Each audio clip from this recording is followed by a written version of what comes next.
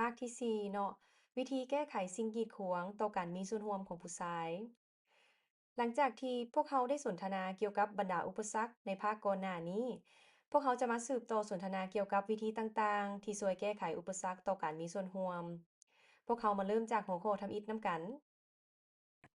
เริ่มต้นด้วยความเคารพและความละเอียดอ่อน โดยการรับรู้บทบาทของผู้ชายในฐานะผู้ปกป้องหัวหน้าครอบครัวและคู่ชีวิต พยายามเข้าใจว่าผู้ชายถือตนเองว่าเป็นผู้รับผิดชอบการเป็นอยู่ที่ดีของครอบครัว ฉะนั้นเนาะควรเน้นหนักว่าการมีส่วนร่วมแม่นภาคส่วนหนึ่งของความรับผิดชอบนี้บ่ให้ตำหนิว่าเขาเจ้าบ่เข้าร่วมอย่างเพียงพอ แต่ให้พยายามเน้นใส่ใจความที่สำคัญว่าการมีส่วนร่วมช่วยสร้างความเข้มแข็งให้ครอบครัวและชุมชนโดยรวม ต่อไปเนาะใช้ภาษาเว้าที่ง่ายดายเป็นมิตรและบ่มีคำศัพท์ทางวิชาการให้ท่านหลีกเลี่ยงใช้คำศัพท์ทางการแพทย์เนาะที่อาจจะเฮ็ดให้ผู้มารับบริการมีความสับสนควรสนทนากับคนเจ็บแบบเป็นกันเองและใช้ตัวอย่างที่เกี่ยวข้องกับสภาพท้องถิ่นพร้อมทั้งซุกยิ้วให้กับเจ้าถามคำถามหรือว่าถามคืนว่าเขาเจ้ามีหยังที่ว่าอยากถามเติมบ่มีอันใดที่ท่านอธิบายแล้วแต่ว่ายังบ่จะแจ้ง ต่อไปเนาะเข้าหาผู้ชายในฐานะผู้ร่วมมือบ่แม่นอุปสรรคโดยเน้นหนักถึงความสำคัญของการประกอบส่วนของผู้ชายในการส่งเสริมสุขภาพแม่และเด็กและครอบครัวโดยรวม ต่อไปเนาะคือส่งเสริมให้คู่ผัวเมียทั้งสองคนมีส่วนร่วมในการสนทนาอย่างเท่าเทียมกันโดยรับประกันว่าคู่ผัวเมียเนาะมีโอกาสเท่าเทียมกันในการถามคำถามหรือว่าแสดงความกังวลใจในระหว่างการปรึกษาหรือการให้สุขศึกษาเพื่อเป็นการส่งเสริมความเคารพและเข้าใจซึ่งกันและกันหัวข้อต่อไปเนาะอธิบายเกี่ยวกับสุขภาพและความต้องการของแม่หญิง ในระยะถือพาเนาะแม่นให้อธิบายเกี่ยวกับการเปลี่ยนแปลงทางด้านทางกายและอารมณ์จิตพร้อมทั้งอธิบายว่าการไปฝากท้องเป็นประจำมีความสำคัญต่อการป้องกันอาการแทรกซ้อนคือแนวใดให้ท่านแนะนำให้ผู้ชายฮู้เนาะหรือว่าสังเกตเกี่ยวกับอาการอันตรายเช่นว่าเลือดออกอาการไข้บวมเจ็บหัวรุนแรงหรือว่าการเคลื่อนไหวของลูกในท้องลดลงพร้อมกันนั้นเนาะอย่าลืมแนะนำให้ผู้ชายเข้าใจถึงความสำคัญเกี่ยวกับโภชนาการของแม่ การพักผ่อนการสนับสนุนทางด้านอารมณ์ และการซอกหาการดูแลสุขภาพอย่างทันการ ต่อไปสำหรับการเกิดลูกที่ปลอดภัยเนาะแม่นให้เน้นหนักถึงความสำคัญของการเกิดลูกอยู่สถานที่บริการและกับผู้ชำนาญในการช่วยเกิดให้อธิบายเกี่ยวกับความเสี่ยงของการเกิดลูกอยู่เฮือนโดยบ่มีการช่วยเหลือจากผู้ที่ได้รับการอบรมเนาะจากนั้นให้ชี้แจงถึงบทบาทของผู้ชายในการกะเกี่ยมการเกิดลูกเช่นว่าการเดินทางการเกี่ยมเครื่องไส้ และก็การกำหนดสถานที่บริการพร้อมทั้งการทอนเงินไว้เนาะสำหรับระยะฉุกเฉินสำหรับระยะหลังเกิดเนาะแม่นให้อธิบายว่าระยะนี้แม่นระยะที่มีความเสี่ยงสูงสำหรับทั้งแม่และเด็กเกิดใหม่แม่แม่นต้องการการพักผ่อนฟื้นฟูสุขภาพร่างกายได้กินอาหารที่มีโภชนาการได้รับการสนับสนุนทางด้านอารมณ์พร้อมทั้งการติดตามสภาพการ เพื่อสังเกตถึงสัญญาณอันตรายต่างๆหลังเกิดที่อาจจะต้องได้รับการดูแลทางการแพทย์สำหรับการวางแผนครอบครัวเนาะแม่นให้อธิบายถึงผลประโยชน์ด้านสุขภาพของการเว้นระยะห่างในการเกิดลูกหรือว่าการถือผ้าสำหรับแม่และเด็กโดยการยั่งยืนอีกเทื่อหนึ่งเนาะว่า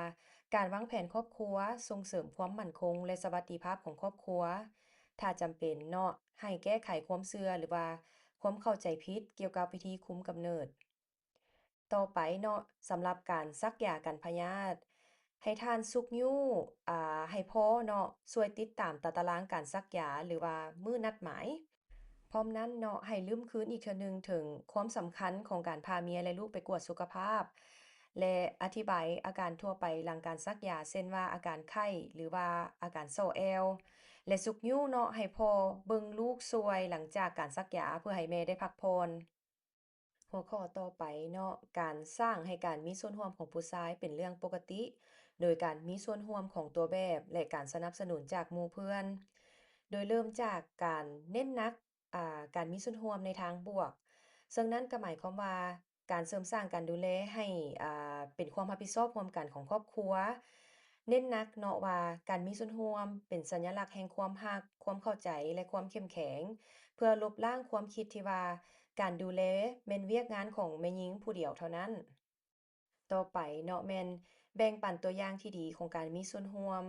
โดยเน้นใส่ผู้ชายที่ได้รับความนับถือที่ให้การสนับสนุนแม่ในทุกระยะโดยการใช้เรื่องราวหรือว่าตัวแบบในชีวิตจริงจากพ่อหรือว่าในชุมชนเนาะลืมคืนอีกว่า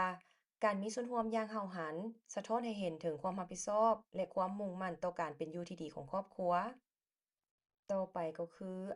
การช่วยลดความย้านถูกตำหนิหรือว่าความอับอายในการดูแลอ่ให้ทานช่วยแก้ไขความย้านต่อการตัดสินทางสังคมโดยการยั่งยืนเนาะว่าการสนับสนุนเมียในระหว่างการถือผ้าและการเกิดลูกนี่เป็นสิ่งที่น่ายกย่องที่สุดและก็จะเป็นประโยชน์ต่อครอบครัวในภายหลังต่อไปเนาะแม่นการเชิญผู้ที่ได้รับการนับถือที่เป็นตัวแบบในการมีส่วนร่วม นอกจากการยกตัวอย่างของตัวแบบแล้วเนาะถ้าเป็นไปได้ท่านอาจจะเชื้อเชิญผู้นำในชุมชนพ่อครูอาจารย์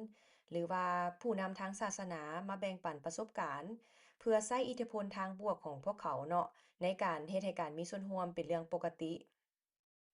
ต่อไปเนาะตั้งกลุ่มที่นำพาแบบเพื่อนสอนเพื่อน ท่านอาจจะช่วยผู้ชายในการตั้งกลุ่มสนทนาในชุมชนหรือว่าผ่านทางออนไลน์ผ่านทาง WhatsApp เพื่อให้ผู้ชายสามารถเรียนรู้แลกเปลี่ยนประสบการณ์และคำแนะนำที่เป็นประโยชน์ร่วมกันสุดท้ายเนาะส่งเสริมการมีส่วนร่วมอย่างกว้างขวางในชุมชน ในระหว่างการให้สุขศึกษาภายในชุมชนเนาะท่านสามารถเน้นหนักถึงความสำคัญของการมีส่วนร่วมของชุมชนในสุขภาพแม่และเด็กโดยการให้แม่เฒ่าแม่ย่าผู้เฒ่าผู้แก่และผู้นำภายในชุมชนมีส่วนร่วมนำกันเพื่อปลูกจิตสำนึกในการสร้างการมีส่วนร่วมของผู้ชายให้เป็นเรื่องปกติ หัวข้อต่อไปเนาะส่งเสริมการสื่อสารของผัวเมียและการตัดสินใจร่วมกันซุกยิ้วให้คู่ผัวเมียเข้าร่วมในขบวนการเช่นว่าการกวดท้องหรือว่าฟังคำปรึกษาเกี่ยวกับการถือผ้าในระหว่างการปรึกษาทานควรซุกยิ้วให้คู่ผัวเมียสื่อสารกันอย่างเคารพเนาะเกี่ยวกับการถือผ้าการเกิดลูกการวางแผนครอบครัวและการช่วยเบิ่งลูก ต่อไปแม่นการวางแผนร่วมกันสำหรับการเกิดลูก โดยการซุกยิ้วให้คู่ผัวเมียวางแผนร่วมกันเนาะในการเดินทาง การเกี่ยมเบอร์โทรฉุกเฉินเกี่ยมค่าใช้จ่ายในการดูแลสุขภาพเกี่ยมเครื่องใช้หรือว่าซอกผู้ช่วยเบิ่งลูกในระยะพักฟื้น นอกจากนี้เนาะท่านควรแนะนำให้คู่ผัวเมียรู้จักเตือนเกี่ยวกับสัญญาณอันตรายเพื่อให้เขาเจ้าตอบโต้ทันทีหรือว่ามาสถานที่บริการอย่างทันการ ต่อไปแม่นเน้นหนักถึงการดูแลหลังเกิดร่วมกัน โดยเฉพาะแม่นการช่วยส่งเสริมการเลี้ยงลูกด้วยนมแม่ การฟื้นฟูสุขภาพแม่การสนับสนุนทางด้านอารมณ์ การดูแลเด็กเกิดใหม่และพัฒนาการของเด็ก และจุดสุดท้ายในหัวข้อนี้เนาะก็คือการตัดสินใจร่วมกันเกี่ยวกับการวางแผนครอบครัวโดยเน้นหนักว่าการวางแผนครอบครัวปกป้องสุขภาพและความมั่นคงของครอบครัวในอนาคตพร้อมทั้งเป็นการส่งเสริมความรับผิดชอบร่วมกันสำหรับการตัดสินใจเกี่ยวกับสุขภาพเจริญพันธุ์ และหัวข้อต่อไปเนาะการแก้ไขข้อกังวลด้านความเป็นส่วนตัวความลับพร้อมทั้งความเชื่อที่ผิดเริ่มจากการสร้างสภาพแวดล้อมที่ปลอดภัยและเคารพโดยการสนองพื้นที่ให้คำปรึกษาที่เป็นส่วนตัวให้แก่คู่ผัวเมียถ้าเป็นไปได้เนาะเพื่อให้เขาเจ้าสามารถสนทนาเกี่ยวกับหัวข้อที่ละเอียดอ่อนได้อย่างสบายใจขึ้น และต่อไปเนาะคำนึงถึงวิธีการที่แท้เหมาะกับประเพณีและวัฒนธรรมในบางกรณีท่านอาจจะต้องได้จัดหาผู้ให้บริการที่เป็นเพศเดียวกันกับผู้มารับบริการเพื่อซุกยิ้วให้คู่ผัวเมียสื่อสารแบบเปิดใจเนาะในหัวข้อที่ละเอียดอ่อนซึ่งนั่นก็เป็นการเน้นว่าทานพร้อมที่จะให้บริการโดยเอาผู้มารับบริการเป็นใจกลางอย่างแท้จริง ต่อไปแม่นการให้เกียรติความเป็นเอกราชของผู้หญิง โดยให้แม่หญิงตัดสินใจเอาเองว่าเขาเจ้าสะดวกใจส่ำใดในการให้ผัวมีส่วนร่วมหรือว่ายังต้องการความเป็นส่วนตัวในบางด้านบ่คนรับประกันว่าการมีส่วนร่วมของผู้ชายแม่นการสนับสนุนเนาะบ่แม่นการควบคุมการตัดสินใจด้านการดูแลสุขภาพของแม่หญิง และต่อไปแม่นการแก้ไขความเชื่อหรือข้อมูลที่ผิดอย่างสุภาพ โดยการอธิบายว่า วิธีคุมกำเนิดบ่ได้ลดพรความแข็งแรงความเป็นชายหรือว่าความสามารถทางเพศแต่แม่นแนวทางที่ปลอดภัยเพื่อเว้นทางการถือผ้าช่วยในการฟื้นตัวของแม่และปรับปรุงผลได้รับด้านสุขภาพของทั้งแม่และเด็ก และจุดสุดท้ายของหัวข้อนี้เนาะก็คือส่งเสริมการสนทนาและการตั้งคำถามแบบเป็นกันเองโดยการสร้างพื้นที่ที่ปลอดภัยเพื่อให้ผู้ชายสามารถถามคำถามได้โดยบ่ต้องอายและเน้นหนักเสมอเนาะว่าความสับสนหรือว่าความอยากเข้าใจเกี่ยวกับสุขภาพเจริญพันธุ์แม่นเป็นเรื่องปกติ หัวข้อต่อไปเนาะการแก้ไขอุปสรรคด้านโครงสร้างและการปฏิบัติพร้อมทั้งส่งเสริมทักษะให้แก่ผู้ใช้เริ่มจากการสนองการบริการที่เป็นมิตรกับผู้ใช้ซึ่งนั่นก็คือการสร้างสภาพแวดล้อมที่ช่วยให้ผู้ใช้มีส่วนร่วมโดยการจัดหาบนนั่งมีสื่อข่าวสารการศึกษาเช่นว่าแผ่นพับหรือว่าโปสเตอร์การสร้างเงื่อนไขแนวนี้เนาะจะเฮ็ดให้กับเจ้ารู้สึกถึงการต้อนรับและบ่คิดว่าสถานที่บริการแม่นเพื่อแม่หญิงเท่านั้น ต่อไปเนาะการสร้างความเข้มแข็งให้แก่ผู้ให้บริการโดยการฝึกอบรมเกี่ยวกับการสื่อสารให้ทุกคนมีส่วนร่วมการสนทนาโดยบ่ตัดสินใจการเคารพนับถือคู่ผัวเมียและความเป็นเอกราชของแม่หญิง ต่อไปเนาะแม่นสนองการบริการที่มีความยืดหยุ่นหรือว่าเข้าถึงได้ท่านอาจจะเสนอการบริการนอกวงการหรือว่าในช่วงเวลาที่ผู้ใช้สามารถเข้าถึงได้ตัวอย่างว่าตอนพักเที่ยงและถ้าเป็นไปได้แม่นพยายามลดพรเวลาในการรอท่าเนาะในเวลาที่ท่านให้คำปรึกษาท่านควรจะใช้เวลาจักบึดหนึ่งเนาะในการแบ่งปันข้อมูลเกี่ยวกับการบริการที่บ่เสียค่าหรือว่าการบริการที่ได้รับการอุดหนุน นอกจากนี้ทีมงานของท่านสามารถจัดกิจกรรมเผยแพร่ข้อมูลในสถานที่เฮ็ดเวียกตลาดสโมสรกีฬาวัดหรือว่าพื้นที่ชุมชนอื่นๆต่อไปเนาะแม่นการเกี่ยมความพร้อมให้ผู้ใช้ในการเข้าใช้บริการโดยการอธิบายเกี่ยวกับขั้นตอนในการไปฝากท้องการเกิดลูกการกวดหลังเกิดและก็การซักยาพร้อมทั้งอธิบายว่าเขาเจ้าสามารถมีส่วนร่วมแนวใดเนาะเพื่อให้ผู้ใช้รู้สึกลึ่งเคยกับสภาพแวดล้อมของสถานที่บริการ และเพื่อลดพ้นความกังวลเพิ่มความสะดวกใจนั่นเองต่อไปก็คือการสอนทักษะในการช่วยเหลือให้แก่ผู้ชายโดยการยกตัวอย่างวิธีที่ผู้ชายสามารถสนับสนุนเมียในระหว่างการถือผ้าและการเกิดลูกรวมทั้งวิธีการสังเกตสัญญาณอันตรายในระยะหลังเกิดท่านสามารถสาธิตการปฏิบัติตัวจริงเนาะสำหรับการดูแลเด็กเช่นว่าการอุ้มลูกอย่างปลอดภัยการรักษาสุขอนามัยหรือว่าเทคนิคการโอยเอาลูกพร้อมทั้งการเลี้ยงลูกด้วยนมแม่ และต่อไปก็คือการนำใช้วิธีการเรียนที่เน้นการปฏิบัติเนาะโดยการลืมคืนเรื่อยๆผ่านการสาธิตบทบาทสมมุติและการฝึกซ้อมในสถานการณ์จำลองนอกจากนี้ท่านสามารถสนองรายการที่ต้องเฮ็ดเนาะสำหรับการฝากท้องการกักเกียมการเกิดลูกและการซักยา จุดต่อไปก็คือการแก้ไขข้อกังวลด้านการเงินเนาะ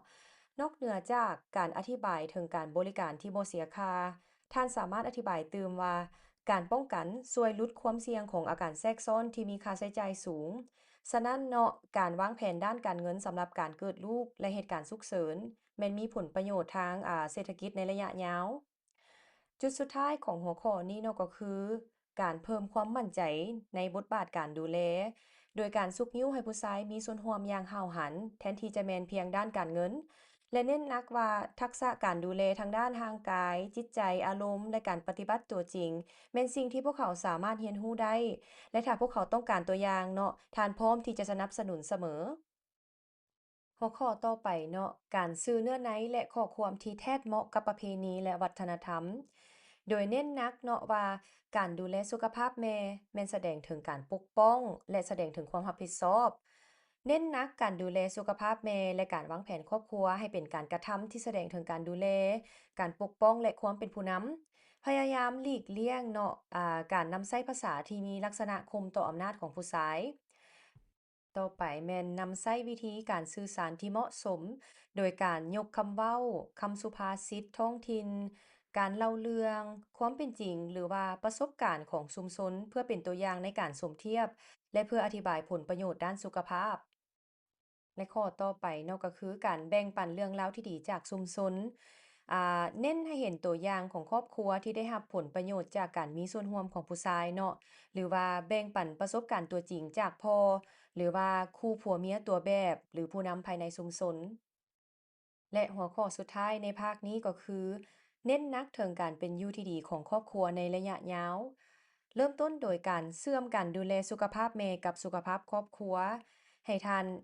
ลืมคืนซ้ำๆเนาะว่าการมาฝากท้องป้องกันอาการแทรกซ้อนและสนับสนุนการถือพาที่มีสุขภาพดีและการเกิดลูกที่ปลอดภัยในที่สุดเนาะก็ช่วยลดพรการเสียชีวิตของแม่และเด็กเกิดใหม่นอกจากนั้นเนาะให้อธิบายถึงความสำคัญของการดูแลหลังเกิดเพื่อให้ช่วยแม่ฟื้นฟูร่างกาย มีสุขภาพที่ดีและส่งเสริมการพัฒนาของเด็ก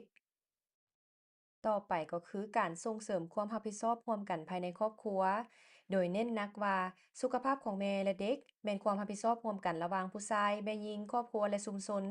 เว้าง่ายๆก็คือสมาชิกทุกคนเนาะมีหน้าที่ในการช่วยปรับปรุงสวัสดิภาพของครอบครัว และจุดสุดท้ายของหัวข้อนี้ก็คือการเน้นหนักผลได้รับทางเศรษฐกิจและสังคมโดยให้ลืมคืนเนาะว่าการป้องกันและการเข้าถึงการบริการอย่างทันเวลา